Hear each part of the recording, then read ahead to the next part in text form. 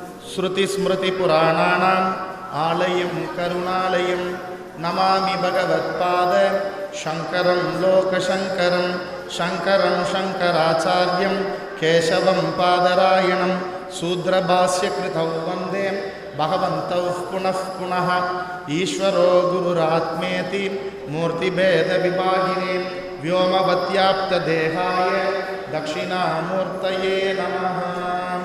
ओम सहना भवतु।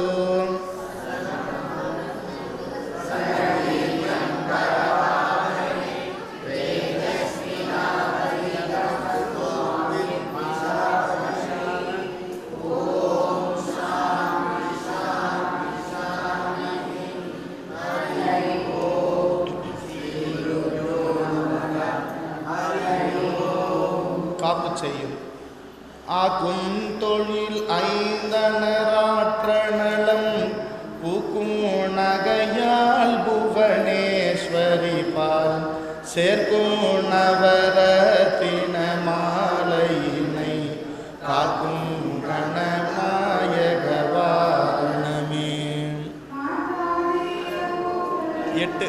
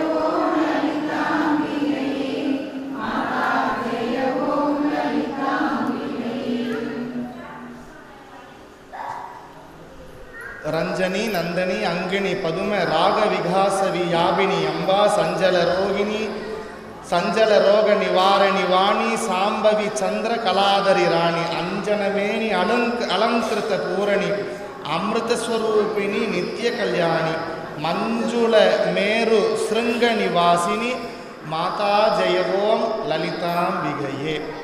இதில் வேர்ட் பை வேர்டாக நம்ம அர்த்தம் பார்க்க போகிறோம். ரஞ்சனி, ரஞ்சனினா என்ன அப்படின்னா, ரஞ்சனி அப்படின்ற வார்த்தைக்கு அர்த்தம் மகிழ்ச்சியை தருபவள், ஈர்ப்பு உடையவள்னு அர்த்தம் ரஞ்சனி அப்படின்னா. அடுத்தது நந்தினி, நந்தினி அப்படின்னா கருணையானவள்னு அர்த்தம். அதுக்கப்புறம் அங்கனி அப்படின்னா அழகிய கண்களை உடையவள் அப்படின்னு அர்த்தம். ராகவி, ராகவி அப்படின்னா லக்ஷ்மின்னு அர்த்தம், இசைன்னு அர்த்தம். அப்புறம் காசவி, காசவின்னா அழகு பொருந்திய ஒளியை உடையவள்னு அர்த்தம். வியாபினி அப்படின்னா எல்லா இடத்திலும் நீக்கமர நிறைந்திருக்கின்றவள்னு அர்த்தம். சஞ்சல ரோக நிவாரணி, சஞ்சலம் அப்படின்னா மனசு கஷ்டம். மனசு கஷ்டமே, அவருக்கு மனசு கஷ்டமே வியாதியாக போயிடுச்சு, அதுவே வியாதியை கொடுத்துடும். சஞ்சல ரோக, இந்த மன கஷ்டத்தை நீக்குபவள் அப்படின்னு அர்த்தம். வாணி, வாக்தேவி ச வித்மஹே விருங்கு பக்மீஷ தீமஹி தன்னோ வாணி பிரஜோதயாத். வாணி அப்படின்னா சரஸ்வதின்னு அர்த்தம், படிப்பை தருபவள் சரஸ்வதி. சாம்பவி அப்படின்னு சொன்னா சிவபெருமானின் விருப்பத்திற்கு உடையவள், உரியவள்னு அர்த்தம் சாம்பவி. சந்திர கலாதரி ராணி, இப்போ அம்பிகையை பார்த்தோம் அப்படின்னா கிரீடத்தில் சந்திரன் இருக்கும், அரைப்பிறை சந்திரன், சந்திர கலாதரி. கலான்னா டிவிஷன், இந்த சந்திரை பிறை சந்திரையை சூடியனவள் அப்படின்னு அர்த்தம். அஞ்சனமேனி அப்படின்னா என்ன, நம்ம கொஞ்ச நேரத்துக்கு முன்னாடி சொன்னோம் சென்ட் அடிச்சுன்னே இருக்கிறோம். அம்பிகைக்கு எப்படின்னா அவளுக்கு எப்பயுமே அவகிட்ட போனாலே ஒரு வாசனை தன்னை அறியாமலே வரும்.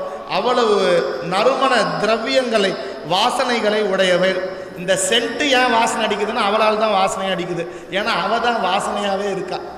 சென்ட்டில் வாசனை இல்லை, வெறும் சென்ட்டு மட்டும் இருந்ததுன்னு வச்சுக்கோங்களேன், சென்ட்டு வாசனை வராது. நம்ம போய் மோந்தா தான் வாசனை வரும். ஒத்துக்கிறீங்களா? இதை எல்லா இடத்துலையும் சென்ட் இருக்கு அப்படின்னா எல்லா இடத்துலையும் வாசனை வரணும்ல. ஏன் இங்கே வரல? வாசனையினுடைய மயமாக இருப்பவள் அவ எங்கேயும் இல்லை. லாஸ்டா சொல்ல போறா, உனக்குள்ளதான் இருக்கேன், தேடி கண்டுபிடிச்சிக்கோன்னு சொல்ல போறா லாஸ்டா. அஞ்சன மேனி அலங்கிருத்த பூரணி எப்படி இருக்கா பாருங்க, அப்படியே அலங்கார ரூபினியா, பார்க்க பார்க்க கண்கொள்ளா காட்சி. அலங்கார ஸ்வரூபம், அமிர்த ஸ்வரூபினி. காலனுண்டன் அந்த இவருக்கே விஷத்தை குடிச்சு அந்த சிவபெருமானே அவர் அமிர்த கடேஸ்வரரா மாத்தனவ யாரு? சாட்சாத் அபிராமி ஸ்ரீமத் லலிதா திரிபுர சுந்தரி. அமிர்தம் போன்ற அழியாத நித்திய ஸ்வரூபம் உடையவள், நித்திய கல்யாணி. எப்பயுமே அவளுக்கு எப்பயுமே அவ கல்யாண குணங்களோட இருக்கிறவ, எப்பயுமே அவ நித்திய கல்யாண ஸ்வரூபத்திலேயே இருக்கிறவ.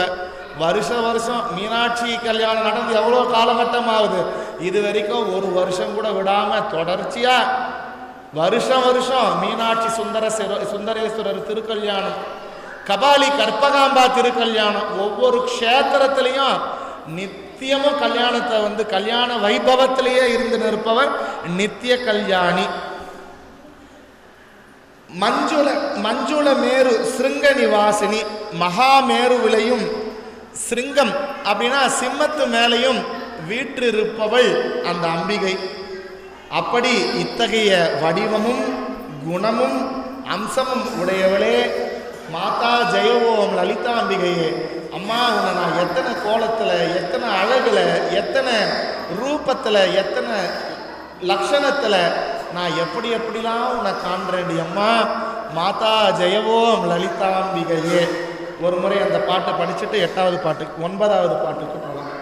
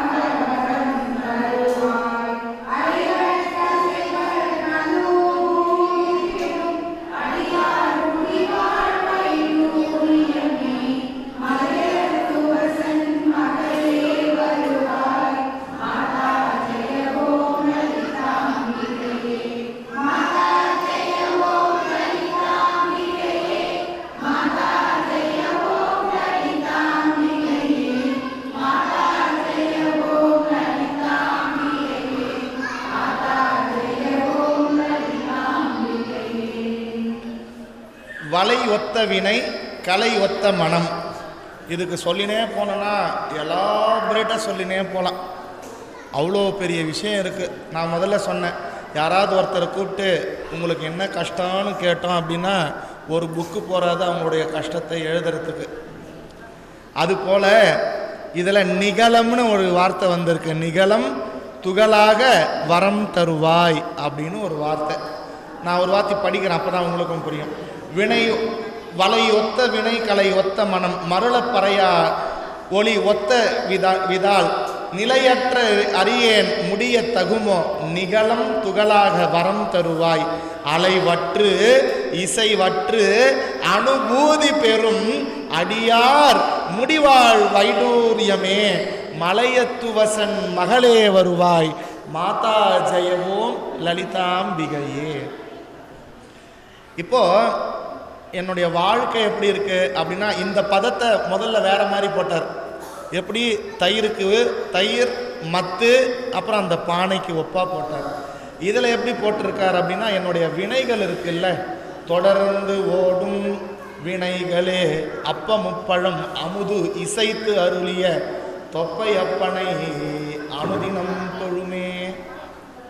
என்னுடைய வினைகள் எப்படி இருக்கு, அதுக்கும் இந்த நிகழத்துக்கும் என்ன சம்பந்தம் அப்படின்னா, நிகழம் அப்படின்னா நீட் இல்லை, தொடர்ச்சியா எப்ப ஆரம்பிச்சுது, அனாதி அவித்யா அப்ப ஆரம்பிச்சு தோ இப்ப இந்த உடம்பு வரைக்கும் என்னுடைய வினைகள் பிராரார்த்த சஞ்சித பிராரார்த்த ஆகாமிய இந்த வினைகள் எல்லாம் எனக்கு தொடர்ச்சியா ஒரே நேர்கோட்டா அப்படியே வந்துன்னு இருக்க. அதை நீ துகளாக வரம் தருவாய். அது தூள் தூளா ஆக்கிடுமா, அது மாதிரி எனக்கு செய்யுமா. ஏன் அது மாதிரி செய்யணும் நான் கேட்குறேன் அப்படின்னு சொன்னா, வலை ஒத்த வினை. நம்ம கடல் பக்கம்லாம் போயிருக்கோம்னு நினைக்கிறேன். அந்த வலையை நம்ம பார்த்தோம் அப்படின்னா அது மூட்டையா இருக்கும், அதை பிரிச்சா அப்படியே நீட்டா போயினே இருக்கும். அப்பேற்பட்ட அந்த வலை, அந்த வலையில வலை போல இருக்கிற வினை, என்னுடைய வினை எப்படி இருக்கு, அந்த வலை மாதிரி இருக்கு. கலை ஒத்த மனம். மான் இருக்குல்ல, கிளைமான், அந்த கிளைமான் போயிட்டு அந்த வலையில போய் மாட்டிடுச்சுன்னா என்ன ஆகும், அந்த கிளையில இருக்க அந்த கொம்புல இருக்கிற கலையெல்லாம் வலையை பின்னிக்கும். இதாலேயும் வெளியே வர முடியாது, உள்ளேயும் போக முடியாது. இதை தான் நாங்கள் கைவல்ய நவநீதத்தில் பாடமாக படித்த அந்த அனுபவம் இதில் படிக்கும் போது உடனே வந்துடுது. ஆன பின் மனைவி மக்கள் அர்த்த ஏடனை மூன்றில் காணவர் வலையில் பட்டு கை தப்பி ஓடுமான் போல் போனவன் வெறும் கையோடு போகாத வண்ணம் சென்று ஞான சர்க்குருவை கண்டு நன்றாக வணங்கினானே. வணங்கி நின்று அழுது சொல்வான் மாயவாழ் வேண்டும் சோகத்தால் நுணங்கினேன் ஐயனே இணங்கிய கோச பாச பின்னலை சின்னமாக்கி இணங்கிய குருவே என்னை ஈடேற்றல் வேண்டும் என்றான். அதை தான் இங்கே கேட்குறார் அகத்தியர். இங்க அம்பிகை கிட்ட அதை தான் கேட்குறார், நம்மளை கேட்க சொல்கிறார். என்னுடைய வினை எப்படி இருக்குது அப்படின்னா அந்த மீன் வலை போல இருக்குது. என்னுடைய மனசு எப்படி இருக்குது அப்படின்னா அந்த கலைமான போல எண்ணங்கள் கரடு முரடா இந்த பக்கம் போகுது, ஒன்றுத்த நினைக்குது, இதை நினைச்சா உடனே இங்கேருந்து தாண்டி இன்னொரு இடத்துக்கு போகுது, இங்கேருந்து இன்னொரு இடத்துக்கு அமெரிக்கா நினைச்சுனா திருப்பி லண்டனுக்கு போகுது. இது மாதிரி வேகமாக குதிரையோட வேகமாக காத்தோட வேகமாக போகிறது இந்த மனம். அப்பேற்பட்ட மனம் இந்த வலை, என்னுடைய வினை அப்படின்ற வலையினால இந்த மனம் போய் மாட்டின்னு இருக்கு. மருளப்பறையா ஒளி ஒத்த விதனால் அம்மா உன்னுடைய அந்த சக்தி, உன்னுடைய இந்த வெளிச்சத்தினால எனக்கு இருட்டா இருக்கிற வழியை எனக்கு காண்பித்து அந்த வலையிலிருந்து நான் வெளியே வரத்துக்கு எனக்கு நல்லருளை தாருங்கள் அம்மா. நிலையற்ற எனில் நிலை இருப்பது எனில் என்னை அதிலேயே உன்னுடைய அருளிலே அந்த அருள் பிரகாசத்திலேயே என்னை நிலை பெற செய்ய வைக்க வேண்டும் அம்மா. எனக்கு இந்த வாழ்க்கை அப்படின்ற இந்த சக்கரத்தில் எனக்கு ஒரு முடிவே இல்லாமல் இருக்கு. இது முடிஞ்சுட்டா எனக்கு அப்புறம் பிரச்சனையே இல்லை, இதை நான் எப்படியாவது முடிக்கணும்னு முடிச்சிடுறேன். முடிக்கும் போதே இன்னொரு பிரச்சனையை பெருசாக வந்து நிற்குது அம்மா, அதையும் எப்படியாவது நான் கஷ்டப்பட்டு முடிச்சிடுறேன். அப்பாடான்னு உக்காடுற சமயத்தில் திருப்பியும் ஒரு பிரச்சனை என் தலையை போட்டு உருட்டுதே அம்மா. நான் இந்த பிரச்சனையிலேயே உழன்று திரிந்து நான் எவ்வளவு காலம்தான் முடிவே இல்லாமல் ஒரு பிரச்சனையை மூடுறதுக்கு இன்னொரு பிரச்சனையை நிறைவு பண்ணுறதுக்கு இன்னொரு பிரச்சனை மேலே பிரச்சனையாக நான் வந்து சந்திச்சுட்டு இருக்கிறேனே. நான் இதுக்கு என்ன வழியம்மா, எனக்கு ஒரு நல்ல வழியாக எனக்கு வந்து நீ செய்ய. நிகழம் துகளாக வரம் தருவாய். ஜென்மம் என்னும் பிறப்பு, மரணம் என்னும் இறப்பு, இதற்கு நடுவே நான் செய்யும் கர்மா, அதன் போராட்டம், இவை தொடர்ந்து கொண்டே இருக்கிறது. இதை இந்த தொடர்ச்சியை தூள் தூளாக ஆக்க எனக்கு வரம் தர வேண்டும் அம்மா அப்படின்னு அவர் அடுத்தது அவருக்கு வரம் அம்பிகை கொடுத்து அடுத்தது அவருடைய மனதில் புகுந்து வழியை காட்டுகிறார். எதுக்கு வழி? அம்பிகையை தரிசிப்பதற்காகவும் இந்த பிரச்சனையில் இருந்து வெளிவருவதற்காகவும் உன்னுடைய பிறவி சுற்றிலிருந்து நீ நீங்குவதற்காகவும் மரணமிலா பெருவாழ்வு வாழ்வதற்காகவும் இப்போ வழி சொல்ல போறார். என்ன வழி? அலைவற்று அசைவற்று அனுபூதி பெறும். நான் கொஞ்ச நேரம் உட்காடுறேன் என்னுடைய மனசு அலையில, அதுக்கப்புறமா அதுக்கப்புறம் லைட்டா ஓ நம்ம வீட்டை பூட்டிட்டு உக்காந்தோமா உக்காரலையா? இல்ல பூட்டிட்டு. ஐயோ கேஸ்ல பால் வச்சமே, பாலை நிறுத்தணுமா நிறுத்தலையா? இல்ல நிறுத்திட்டு தான் வந்தேன், நான் நல்லா ஞாபகம் இருக்கு. அப்பதான் கிளிங் கிளிங் ப்ளீஸ் ஓபன் த டோர். அப்பதான் யாராவது ஒருத்தர் உட்காருவாங்க. எப்படி இருக்கீங்க, ஏதா இருக்கீங்க? நானே என்னைக்கோ ஒரு நாள் அத்தி பூத்தா மாதிரி தியானத்தில் உட்காரலான்னு உட்காந்தேன். இவன் வேற வந்துட்டானா, சரி இன்னைக்கு சரியா போச்சு. அப்படிலாம் இல்லாம அசைவற்று ஆசையற்று அலைவற்று ஆசையற்று என்னுடைய மனசு இங்கேயும் அங்கேயும் அலைப்பாயாமல் எந்த பொருளின் மீதோ நபரின் மீதோ சூழ்நிலையின் மீதோ இடத்தின் மீதோ காலத்தின் மீதோ எது பேர்லையும் எனக்கு பற்று இல்லாமல் உன்னையே பரிபூரணமாக அசைவு இல்லாமல் அப்படியே என்னை நிற்க வச்சிடமா. நினைவெல்லாம் நீயாக நின்றிடுவாய் புவனேசி. உன்னில் என்னை காட்டி என்னில் உனை காட்டி உய்விப்பாய் என்று என்னையும் நீ என் உயிருக்குள் உயிரான ஆத்ம சக்தி நீ என்றோ அப்படின்னு என்னை எடுக்கணும் நீ நிறுத்தணும். அதுதான் வழி. வெளியே தேடாமல் உனக்கு உள்ளேயே தேடு. அசையாமல் அலைப்பாயாத மனம் இல்லாமல் அலைப்பாய்கின்ற மனம் இருந்தாலும் அதை தடுத்து நிறுத்துகின்ற அந்த வலிமை கொண்ட மனம் உடையவனாயும் உபதேச மொழிகளின் மூலமாக குரு உபதேசம் வேதத்தின் உபதேசத்தின் அந்த மொழிகளை உனக்குள்ளே இருத்தி அதை செயல்படுத்தி அந்த செயலினால் உனக்கு ஞானமானது கிடைக்கப்பெற்று ஞானமானது உனக்கு பலனை தர வேண்டும். அதுதான் அனுபூதி. ஊறுகாய் ஊறுகின்ற காய் ஊறுகாய். இப்ப நீங்க கேட்டுன்னு இருக்கிறதுலாம் ஊறுகாய். இப்பதான் நீங்க ஊறுகாய்க்கு செலக்ஷன் ஆயிருக்கீங்க. இன்னும் நிறைய நீங்க கேட்கணும். கேட்க கேட்க கேட்க இப்ப நீங்க கேட்கறதோட பேரு கேட்கறதுனால சிரவணம்னு பேரு. இதையே நீங்க தொடர்ச்சியா நீங்க இதை நீங்க தொடர்ந்து கேட்டுன்னு வரணும். அது பேரு மனனம் அப்படின்னு பேர். அது ஊறுகின்ற காய், ஊறின காய். இது நம்ம ஊறுகாய்க்கு செலக்ஷன் பண்ணும்போது அந்த எலுமிச்சம்பழத்தை லைட்டா கட் பண்ணி நாக்கில் வச்சா எப்படி இருக்கும்? பயங்கர புளிப்பா இருக்கும்ல. அதுவே உப்புலாம் போட்டு ஊறினதுக்கு அப்புறமா அதை தாளித்து அதுக்கப்புறம் நம்ம டேஸ்ட் பண்ணோன்னா எப்படி இருக்கும்? சாப்பிட்றதுக்கு ரொம்ப இதுவாக இருக்கும். பின்னையும் ஒரு புடி சாப்பிடுவோம். அதுபோல இந்த குரு உபதேசமானது இப்பொழுது உங்களுக்கு இப்பொழுது உங்களுக்கு ஊறுகாயாக இருக்கிறது. பிறகு அது ஊறும் காய் ஆகும். அதுக்கப்புறம் அது ஊறின காயாக மாற வேண்டும். அப்படி அலைவற்று அசைவற்று அனுபூதி பெறும். அப்படி யார் இருக்கிறாங்களோ அப்படி என்னைய நீ இருக்க சொல்றடிமா. நான் அது மாதிரி இருக்கிறதுக்கு நான் முயற்சி பண்றேன். அடியார் முடிவாள் வைடூரியமே. நீ எங்கேயும் இதுக்கோசம் வெளியே போக தேவையில்ல. காடு மலைகள் சுற்ற வேண்டாம். இதெல்லாம் பண்ணணும்னு அவசியம் இல்லை. எப்போ ஆனாலும் இப்பத்துலேருந்தே நான் கோயிலுக்கு போக மாட்டேன்ல. போ, கண்டிப்பா போகணும். அதனால உனக்கு சித்த சுருத்தி ஏற்படும். சித்த சுத்தி ஏற்பட்டதுனாதான் கள்ளமில்லா உள்ளத்தில் காணலாமே புவனையும். மனக்கோட்டை கட்டாமல் புதுக்கோட்டை வந்திடடா. புதுக்கோட்டையில் நீயும் புவனேசி கண்டிடடா.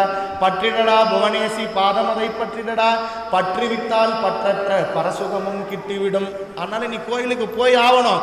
அவளுடைய காலை கெட்டிமா கட்டி பிடிச்சி, அம்மா நீ விட்டா எனக்கு வேற வழியே இல்லை, நீயே கதி அப்படின்னு அவ காலை கட்டி பிடிச்சி அழுவணும்.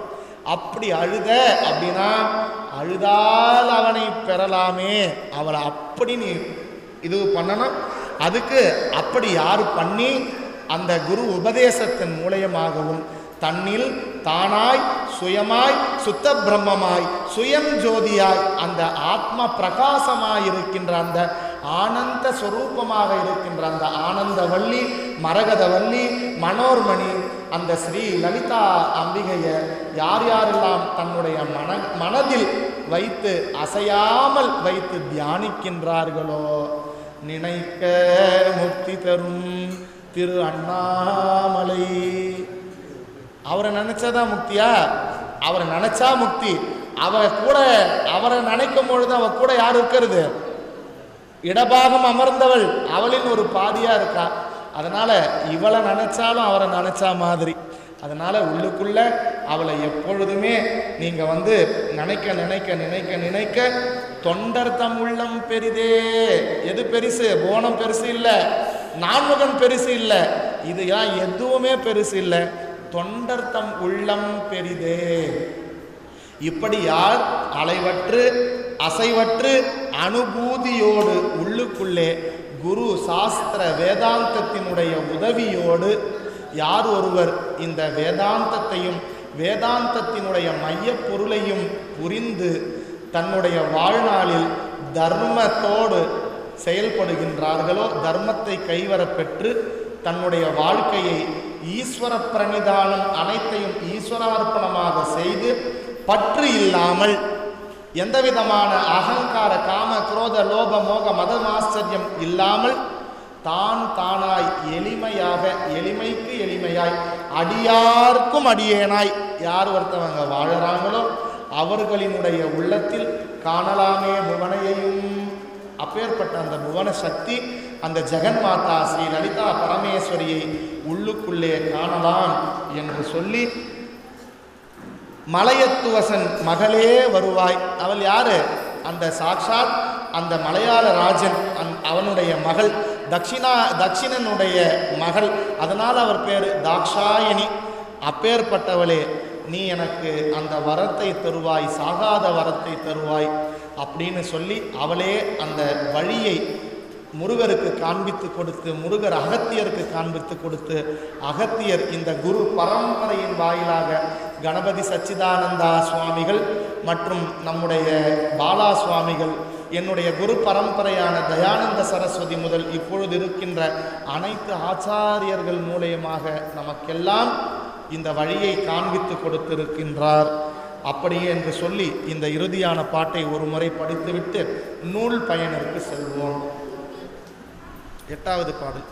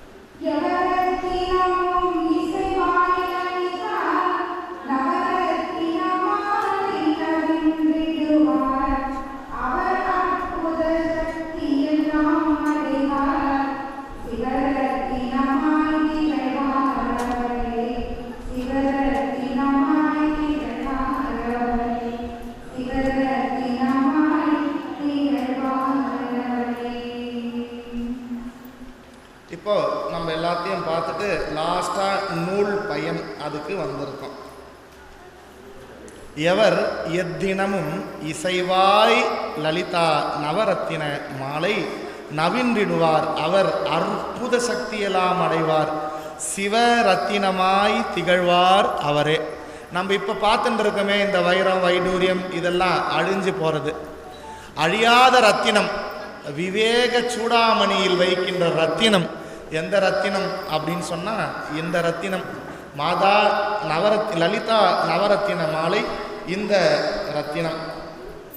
அப்பேற்பட்ட இந்த ரத்தினத்தை, இந்த நவரத்தின மாலையை எவர் எத்தினமும் எப்பயுமே டெய்லியும், இன்னைக்கு ஞாயிற்றுக்கிழமை நான் லீவு, நான் ஜாலியாக வீட்டில் விளையாட போகிறேன்னு சொல்லிட்டு விளையாடாமல் இவங்க டெய்லியும் ஞாயிற்றுக்கிழமை கிளாஸஸ் அட்டன் பண்ணுறாங்க. பகவத்கீதா பாராயண வகுப்பு.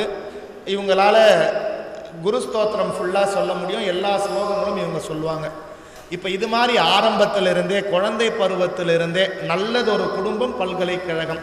அந்த ஊரே அவ்வளோ புண்ணியமான ஊர். அந்த ஊர்லேருந்து இந்த குழந்தைங்கள்லாம் வந்திருக்காங்க. சாதாரணமாக நம்ம கிளாஸில் உட்காந்தாலே அரை மணி நேரத்துக்கு ஒரு பிரேக், போர் அடிக்குது அப்படின்வாங்க. ஆனால் இந்த குழந்தைங்களாம் அப்படி இல்லை, தெளிவாக கேட்பாங்க, தெளிவாக உட்காந்து படிப்பாங்க. இது மாதிரி யார் டெய்லியும் இந்த இடைவிடாமல் இந்த நவரத்தின மாலையை இசைவாய், ஐயோ அவர் படிக்க சொல்லிட்டார், இது படித்தாதான் ஆச்சு, என்ன பண்ணுறது படிக்கும், அப்படி இல்லாமல் மனம் இசைந்து மனம் ஒத்து அப்படி படித்தோம் அப்படின்னா அவர் அற்புத சக்தியெல்லாம் பெறுவார். அதனால் படிக்கக்கூடாது, எனக்கு இந்த சக்தி வரும் அந்த சக்தி வரும் அப்படி படிக்கக்கூடாது. அது தேவையில்லை. அந்த சக்தி எது வருமோ அது போய்விடும். ஆனால் அது நிரந்தரம் இல்லை. எது நிரந்தரம்? சிவரத்தினமாய் திகழ்வார் அவரே. நம்ம சிவரத்தினமாக மாறணும். அதுதான் எப்பயுமே அழியாத ரத்தினம்.